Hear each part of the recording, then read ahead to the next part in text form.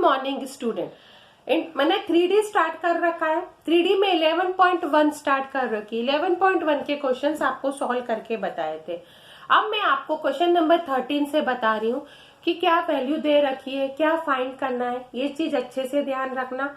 Vector algebra और 3D दोनों combined chapter है, मतलब मार्किंग सिस्टम के अकॉर्डिंग दोनों की मार्किंग अलग अलग जरूर है, पर दोनों मिलाकर मार्किंग दे रखी है। तो आपके पास 3D का जो वेटेज है ना थोड़ा ज्यादा है, जबकि वेक्टर अलजेब्रा का वेटेज क्या है, थोड़ा कम है। ठीक है, अब क्वेश्चन नंबर आप 13 का फॉर्म देखिए। 13 यहाँ क्या दे रखा है।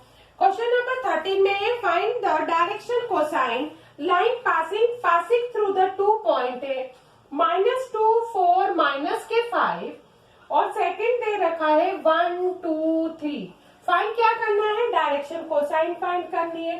तो इसमें सबसे पहले लैंग्वेज ही ऐसे लिखोगे, we know that direction cosine, ठीक है, direction cosine of the line passing through the point, ठीक, passing through the point, points कौन से बोल रखे हैं, ये तो दे रखा है हमारे पास। हमने माना P की वैल्यू कितनी है, Q की वैल्यू कितनी है, हमें पता ही है। तो यहाँ पर वैल्यू कितनी कितनी दे रखी है, अच्छे से ध्यान रखना। P x1 y1 z1 and Q क्या दे रखा है, x2 y2 z2, और ये वैल्यू इसी के अकॉर्डिंग अरेंज कर रखी है। ठीक है, अब यहाँ से फॉर्मूला क्या बनता है, देखो, गिवन बाय, फॉर्मूला बनता है यहाँ पर x2 minus x1 comma y2 minus y1 comma z2 minus z1, और इसके अपॉन में pq, इसके अपॉन में pq, इसके अपॉन में pq। pq इक्वल टू क्या होता है, डिस्टेंस फॉर्मूला लगता है x2 माइनस x1 का whole square, y2 minus y1 का whole square, z2 minus z1 का होल स्क्वायर का फॉर्म बन रहा है। ठीक है, अब यहाँ पर आपके पास कोऑर्डिनेट अच्छे से दे रखे हैं, आप यहाँ पर सब्स्टिट्यूट कर सकते हैं। ठीक है, ये हो गया x1 y1 z1 x2 y2 z2, ये वैल्यू कितनी हो गई है 1 + 2। आप चाहो तो उसका भी अंडर रूट का फॉर्म पहले से निकाल लो, अंडर रूट का फॉर्म निकालते से ही वैल्यू सॉल्व हो जाएगी। तो देखो ये हो गया 1 + 2 का होल स्क्वायर, ठीक, 2 - 4 का होल स्क्वायर, 3 + 5 का होल स्क्वायर। तो अंडर रूट का फॉर्म कितना हो गया, ये 9 हो गया, ये 4 हो गया, 5 और 3 कितना होता है 8 यानी 64 हो गया। तो ये वैल्यू आ जाएगी आपके पास 74 और 77, मतलब √77 की वैल्यू आ गई। तो ये अपॉन √77 हो गया। अगला फॉर्म आ जाएगा 2 - 4 अपॉन √77, 3 + 5 अपॉन √77। तो इसका आंसर आएगा 3/√77 -2/√77 और 8/√77। ये आपके पास जो वैल्यू दे रखी है, ये वैल्यू किसको रिप्रेजेंट कर रही है, डायरेक्शन कोसाइन के पार्ट को रिप्रेजेंट कर रखी है। ये चीज आपको अच्छे से ध्यान रखना है। ठीक है, अब नेक्स्ट क्वेश्चन में आपको क्या निकालना था, ओनली फॉर एंगल ही तो निकालना है। नेक्स्ट क्वेश्चन किसको रिप्रेजेंट कर रखा है, एंगल के पार्ट को रिप्रेजेंट करेगा। मीन्स आपके पास वैल्यू का फॉर्म क्या दे रखा है, वो चीज आपको यहाँ देखना है। Find the angle eight which the vector, ठीक है, तो एंगल मीन्स क्या निकालना है, कॉस अल्फा, कॉस बीटा और कॉस गामा की वैल्यू ही निकालनी है। किसकी निकालनी है, कॉस अल्फा, कॉस बीटा और कॉस गामा की वैल्यू आपको रिप्रेजेंट करनी है। ठीक है, तो क्वेश्चन नंबर 14 में आपके पास वैल्यू दे रखी है a vector equal to 3i - के 6j + के 2k। ठीक, अब इसका हमने सबसे पहले क्या निकाला है, मैग्नीट्यूड निकाला है। तो 9 + 36 + 4 √49 का मतलब कितना हो गया है, 7 निकल गया है। अब देखो यूनिट वेक्टर कैसे निकलता है, a cap equal to a vector upon magnitude a vector, 3/7i -6/7j + 2/7k का फॉर्म दे रखा है। ये वैल्यू यहाँ पर दे रखी है। ठीक है, तो डायरेक्शन कोसाइन किस किस को रिप्रेजेंट करती है, सबसे पहले कॉस अल्फा की 3/7, अल्फा इक्वल टू हो गया है कॉस इनवर्स 3/7 हो गया। ठीक है, अब ये हो गया cos बीटा इक्वल टू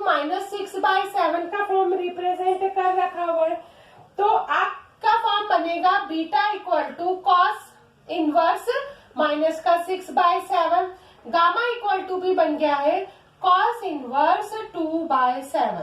ठीक है, तो आपके पास जो एक्सिस का फॉर्म बन रहा है ये रिप्रेजेंट कर रखा है। यदि आप नेगेटिव नहीं लिखना चाहते हैं तो सेकंड क्वाड्रेंट में क्या होता है, कॉस हमेशा नेगेटिव पार्ट को रिप्रेजेंट करेगा, तो पाई से सब्ट्रैक्ट करोगे तो आपके पास वैल्यू निकल जाएगी। तो ये फॉर्म भी यहाँ पर ध्यान रखना। इसको आप लिख सकते हो पाई माइनस कॉस इनवर्स 6/7। क्या लिख सकते हो, पाई माइनस कॉस इनवर्स 6/7, मतलब ये पॉजिटिव पार्ट को ही रिप्रेजेंट कर रखा है। ठीक है, ये चीज आपको अच्छे से याद रखिए। अब नेक्स्ट क्वेश्चन नंबर 15 क्या दे रखा हुआ है, अल्फा बीटा और gamma with the coordinate axis दे रखा है। आपको प्रूव क्या करना है, sine square alpha plus sine square beta plus sine square gamma equal to 2 दे रखा हुआ है। ठीक है, अब आपके पास डायरेक्शन कोसाइन क्या रहता है, डायरेक्शन कोसाइन का फॉर्म क्या रिप्रेजेंट होता है, ये चीज ध्यान रखना। n equal to cos alpha होता है, m equal to cos beta होता है, n इक्वल टू कॉस क्या होता है, गामा के पार्ट को रिप्रेजेंट करता है। अब इसके रिलेशन क्या होता है, L square plus M square plus N square equal to 1, cos square alpha plus cos square beta plus cos square gamma equal to 1। अब डायरेक्ट में साइन कैसे होता है, तो आपके पास 10th में एक आइडेंटिटीज होती है, sine square theta plus cos square theta equal to 1, इससे आप वैल्यू निकाल सकते हो। तो 1 minus sine square alpha plus 1 minus sine square beta plus 1 minus sine square gamma equal to कितना होता है, 1 दे रखा है। अब यहाँ से माइनस कॉमन निकाला, sine square alpha plus sine square beta plus sine square gamma equal to 1 plus 1 2, 2 plus 1 3, तो 1 माइनस 3 हो जाएगा। ये हो गया sine square alpha plus sine square beta plus sine square gamma equal to minus का 2, minus से minus cancel हो गया। तो जो आपको प्रूव करने की वैल्यू दे रखी थी वो इजीली प्रूव हो गई है। अब क्वेश्चन नंबर 16 तो बहुत इजी का फॉर्म दे रखा हुआ, बस आपको क्या निकालना है, इसके फॉर्म ही तो रिप्रेजेंट करना है। कोऑर्डिनेट एक्सिस का फॉर्म क्या दे रखा है, डायरेक्शन कोसाइन का फॉर्म क्या दे रखा है, तो ये कोई टिपिकल लेवल नहीं है। नेक्स्ट क्वेश्चन आप क्या करोगे, इजीली सॉल्व कर सकते हो। हाँ, अगला क्वेश्चन मैं आपको बता दूंगी, क्योंकि वो क्या दे रखा हुआ है आपको, find the direction cosine of 2 lines connected to related. क्या दे रखी है, एक दूसरे से वो दे रखी है, कनेक्टेड का फॉर्म दे रखा हुआ। जब ये कनेक्टेड का फॉर्म दे रखा है तो इसको कैसे सॉल्व करेंगे, वैल्यू का कैसे अरेंजमेंट निकालेंगे, ये फॉर्म मैं आपको बता देती हूँ। ठीक, अब इसमें देखिए, इसमें क्या दे रखी है, इक्वेशन का फॉर्म दे रखा है 17 में, l minus 5m plus 3n equal to 0 and 7l square plus 5m square minus 3n square equal to 0। किसी एक में से वैल्यू निकालकर दूसरे में आपको क्या करना है, सब्स्टिट्यूट करना। सबसे इजी फॉर्म मुझे तो यही लग रहा है। इजी फॉर्म का पैटर्न क्या है, सबसे पहली इक्वेशन ही लग रही है। अब देखो, पहली इक्वेशन के फॉर्म से आप वैल्यू कैसे निकालोगे, कि we have l equal to निकला 5m माइनस का 3n। ये वैल्यू मैं इक्वेशन नंबर किस में पुट करूंगी, सेकेंड में पुट करूंगी और फिर सॉल्व करूंगी। ये आ गया 7, 5m माइनस 3n का whole square, 5m square minus 3n square equal to 0 हो गया। ठीक है, अब इसको सॉल्व करने के लिए मैं क्या करूंगी, a माइनस b का होल स्क्वायर का फॉर्मूला लगाऊंगी। 25m square plus 9n square, 5 3 जा 15, 15 2 जा कितना होता है 30, mn हो गया, प्लस के 5m स्क्वायर माइनस के 3n स्क्वायर इक्वल टू 0। अब ये आ गया 35, तो ये हो जाएगा 7 2 जा 14, 14 और 3 कितना होता है 15, 16 17, ये 17m स्क्वायर हो गया, 63n स्क्वायर हो गया, 210 mn हो गया, plus 5m square minus 3n square equal to 0। 175 plus के 5 कितना होता है 180 होता है, कितना होगा 180 m स्क्वायर। ठीक है, और 63 में से 3 गया तो 60n स्क्वायर माइनस के 210mn इक्वल टू 0। 0 में से आप 0 तो सब में से कैंसिल कर सकते हो, तो क्या हो जाएगा 3 6 18 हो जाएगा। ठीक है, ये वैल्यू किसको रिप्रेजेंट करेगी, 3 6 18 हो जाएगा, मतलब 6m स्क्वायर माइनस का 7mn प्लस का 2n स्क्वायर इक्वल टू 0। इसकी स्प्लिटिंग 6m स्क्वायर माइनस का 3mn माइनस का 4mn प्लस का 2n स्क्वायर इक्वल टू 0। आप चाहो तो इसमें से कॉमन निकाल सकते हो। कॉमन निकाल के आपके पास वैल्यू कितनी निकलेगी, 3m माइनस 2n और 2m minus n equal to 0। मतलब आपके पास m की वैल्यू 2n/3 निकलेगी, या आपके पास m की वैल्यू निकलेगी n/2 के फॉर्म को रिप्रेजेंट करेगी। ठीक है, अब यदि m की वैल्यू ये दे रखी है तो l की वैल्यू क्या रिप्रेजेंट करेगी, यहाँ पुट कर दो। यहाँ पुट करते से आपके पास वैल्यू निकलेगी 1/3n। ठीक है, और या m की वैल्यू ये पुट करी तो l की वैल्यू माइनस की n/2 निकलेगी। ठीक, ये दो वैल्यू आपके पास निकल चुकी है। अब इन दोनों वैल्यू से आपको क्या निकालना है, डायरेक्शन कोसाइन का फॉर्म रिप्रेजेंट करना है। तो देखो इसमें डायरेक्शन कोसाइन का फॉर्म आपके पास क्या क्या आ जाएगा। तो सबसे पहले यहाँ आ गया है डायरेक्शन रेशो। ठीक है, direction ratio of two lines. कौन सी लाइन्स बोल रखी है, टू लाइन्स आर प्रोपोर्शनल। कौन सी लाइन बोल रखी है, two lines are proportional to. ठीक है, तो वैल्यू कितनी निकली है, n/3 निकली ना पहले की, तो ये रहा n/3, 2/3n और n का पार्ट रिप्रेजेंट कर रखा है। सेकेंड निकलेगी माइनस का n/2, n/2 और n का पार्ट। तो इसका मतलब है कि आपके पास क्या निकल गई है, दैट इज इसकी वैल्यू निकल गई 1 2 3 और इसकी -1 1 और 2 के फॉर्म में निकल गई है। अब इसका अंडर रूट 3 का 9 4 प्लस 1 तो अंडर रूट 14, इसका कितना निकलेगा 4 प्लस 1 प्लस 1 मतलब 5 और रूट 6। तो इसकी डायरेक्शन कोसाइन यहाँ पर निकलने वाली है 1/√14, 2/√14 और 3/√14। इसकी -1/√6, 1/√6 और 2/√6 के पार्ट को रिप्रेजेंट करेगी। ये वैल्यू आपको अच्छे से ध्यान रखना है, ये कैटेगरी आपको ध्यान रखना है। देखा जाए तो ये क्वेश्चन बिल्कुल अलग हट के फॉर्म दे रखा है, वैल्यू में ऐसा कोई स्पेशल फॉर्म तो दे नहीं रखा हुआ है। सिर्फ अरेंजमेंट के फॉर्म में क्या है, L से हमने वैल्यू निकाली है, L equal to 5m minus 3n रखी। यहाँ L की वैल्यू को सब्सटीट्यूट किया, सॉल्व किया। उसके बाद m की दो वैल्यू निकली, एक वैल्यू को यहाँ पुट करा तो n के फॉर्म में निकला, फिर सेकेंड वैल्यू को पुट किया n के फॉर्म में निकला। तो आपके पास ये क्या निकल गए, direction ratio of two lines are proportional to. तो प्रोपोर्शनल का फॉर्म इजीली निकल गया। अब आपने सॉल्व करा तो ये वैल्यू आपके पास स्पेसिफाई हो गई है। ये चीज आपको अच्छे से ध्यान रखना है। ये आपकी फर्स्ट एक्सरसाइज देखा जाए तो कंप्लीट हो गई है। क्या है, 11.1 का ये लास्ट क्वेश्चन था जो आपके पास कंप्लीट हो गया है। अभी भी मैं आपको बार बार ये बता रही हूँ कि ये वाला जो टॉपिक है ये इम्पोर्टेंट टॉपिक है। टॉपिक के फॉर्म में, क्योंकि इसका जो वेटेज आता है ना, अभी तक इस साल के पैटर्न को छोड़ दो, क्योंकि इस साल के पैटर्न में क्या चेंज होता है ये नहीं कह सकते हैं, पर पिछले साल तक के ये सारे ही फॉर्म क्या आ रहे हैं, इसमें से क्वेश्चन का वेटेज थोड़ा बढ़ गया है। किसके अकॉर्डिंग, वेक्टर के अकॉर्डिंग। ठीक है, हाँ हुआ है, कुछ कुछ टॉपिक तो रिड्यूस भी हुए हैं, वैल्यू का फॉर्म भी अरेंजमेंट में चेंज हुआ है, पर तब भी यदि आप देखा जाए तो ये फॉर्म इसमें क्या हो रहा है, चेंज ही हो रहा है। अब आपको आगे का टॉपिक बताने के लिए पहला फॉर्म क्या दे रखा है, ये देखो, ये दे रखा है equation of line in space. ठीक है, equation of line in space. सबसे फर्स्ट फॉर्म दे रखा है वेक्टर फॉर्म। कौन सा फॉर्म दे रखा है, वेक्टर फॉर्म दे रखा है।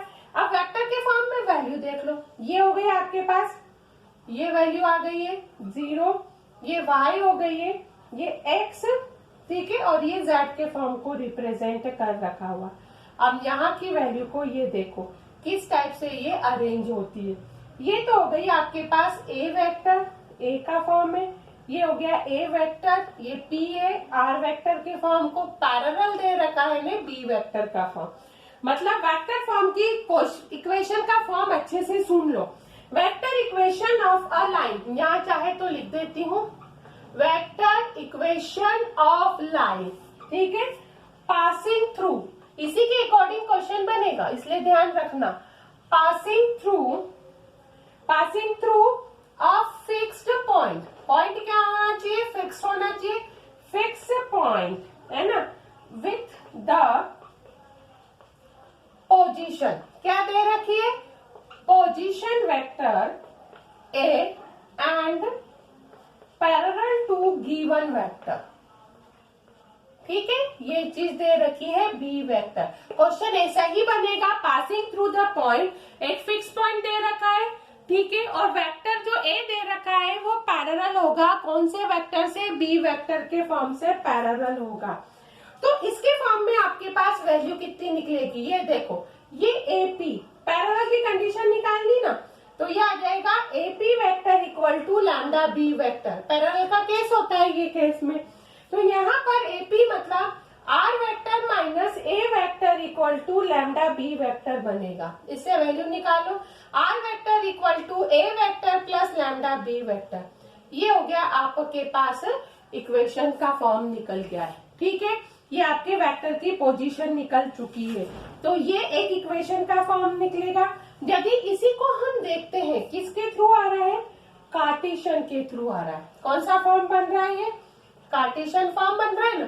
तो कार्टेशियन फॉर्म में क्या होता है, फिक्स पॉइंट जो दे रखा है वो x1, y1 और z1 का फॉर्म दे रखा है, और डायरेक्शन रेशियो वो कितना दे रखा है, ABC दे रखा है। तो x minus x1 upon A equal to y minus y1 upon B equal to z minus z1 upon C, ये फॉर्म होता है कार्टेशियन का।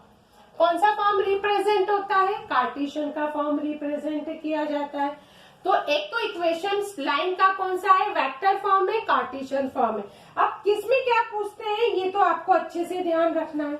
अब ये हो गया फर्स्ट फॉर्म जहां फिक्स पॉइंट है और पैरेलल टू गिवन वेक्टर दे रखा हुआ है। अब सेकंड केस का फॉर्म देखो, ये दे रखा है वेक्टर इक्वेशन। कौन सी equation, vector equation of the line, ठीक, ये दे रखी है passing through two given point. कौन सा पॉइंट है, passing through two given point, ये दे रखा है ना आपके पास। अब इस गिवन पॉइंट की वैल्यू के फॉर्म में डायग्राम कैसे बन गया, यही फॉर्म है ना, यही तीनों की कैटेगरी बन जाएगी। पर यहाँ पर वैल्यू क्या हो गई आपके पास, चेंज हो गई है। अब किस टाइप से, थोड़ा छोटा बना देती हूँ उसमें, ये इस टाइप से बन जाएगा, ये एक, ये सेकंड और ये थर्ड का फॉर्म बन गया, ये तीनों मिल जाएंगे। मतलब ये हो गया ए वेक्टर, ये कितना हो गया बी वेक्टर, और ये आर की पोजीशन मतलब ए बी और ये पी के फॉर्म में, ठीक है। ये आर वेक्टर, बी वेक्टर और सी वेक्टर के फॉर्म को रिप्रेजेंट करता है। ए तो वही, बस पॉइंट डबल दे दिया है, तो इसमें वैल्यू कितनी निकलती है, R vector equal to A vector plus lambda B vector minus A vector. ये किसकी पोजीशन बनती है, ये पोजीशन बनती है आपके पास टू गिवन वेक्टर का फॉर्म दे रखा है। और यदि इसी फॉर्म में ये कार्टेशियन में दे रखा हो, किसमें दे रखा हो, कार्टेशियन का फॉर्म दे रखा हो, तो वैल्यू का अरेंजमेंट कितना होता है, x minus x1 upon x2 minus x1, y minus y1 upon y2 minus y1, z minus z1 upon z2 minus z1 का फॉर्म। ये हो गया आपका कार्टेशियन का फॉर्म रिप्रेजेंट करता है। किस किस में दे रखा है, एक तो आपको वेक्टर के फॉर्म में दे रखा है और एक वैल्यू किस में दे रखी है, कार्टेशियन के फॉर्म में दे रखी है। तो ये आपको ध्यान रखना, इसमें टू गिवन पॉइंट है, पासिंग थ्रू कर रहा है, तो ये वैल्यू आपके पास क्या होती है, अरेंज किया जा सकता है। इसको हम क्या कर सकते हैं, सॉल्व कर सकते हैं। तो मैंने आपको क्या है 11.1 पूरी बता दी है। 11.2 स्टार्ट करने के पहले इक्वेशन ऑफ लाइन में पहले कौन सा फॉर्म बताया, वेक्टर फॉर्म, फिर कार्टेशियन फॉर्म किसका है, एक फिक्स पॉइंट का दे रखा है। उसके बाद आपको line passing through the two given point, vector का बताया, कार्टेशियन का बताया। एक ही एक्सरसाइज में बहुत सारे टॉपिक दे रखे। अब उसका आगे का फॉर्म में नेक्स्ट वीडियो में बताऊंगी।